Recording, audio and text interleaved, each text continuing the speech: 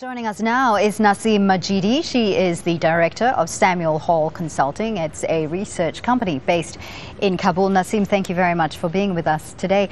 Interesting fact that between 2002 and 2012, we saw about 6 million Afghan refugees returning and being repatriated back to Afghanistan. But you're noticing a change in that trend. More and more are choosing to actually live outside and not return to Afghanistan. What's the main reason behind that decision? Yes, as you rightly pointed out, we had a decade of return and repatriation from 2002 to 2012. But now what we see in Afghanistan is a negative migration rate, which means that more people leave than the number of people who return. And this is for two obvious reasons. First of all, because migration actually never stopped. Even refugees who came back kept crossing borders through Pakistan and to Iran for economic, social, cultural reasons. You can take a cab today from Kabul with $20 and be in Peshawar 3 hours later. So the border crossing is very easy, and contacts and networks, transnational networks on both sides of the border have facilitated and continued migration.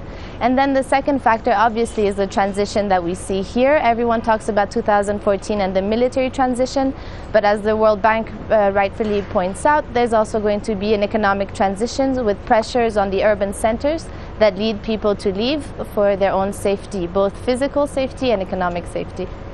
Naseem, is this something that the Afghan government is concerned about, that more citizens are choosing to leave the country and those who are outside of the country are choosing to stay away? Are they doing anything to stem the tide?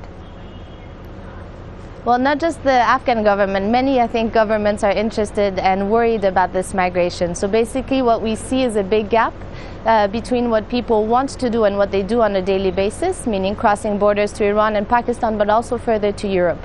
But the problem we have here is that the government of Afghanistan does not even have a national migration policy. So the expectation is that the government can take care and regulate and manage this migration, but it does not yet have either the capacity or the right tools, which means having a policy in place to manage this migration. At the same time, there's increasing pressure from governments in Europe, Iran, Pakistan and elsewhere to focus on return, and asking the government of Afghanistan to absorb more refugees, irregular migrants or failed asylum seekers in Afghanistan.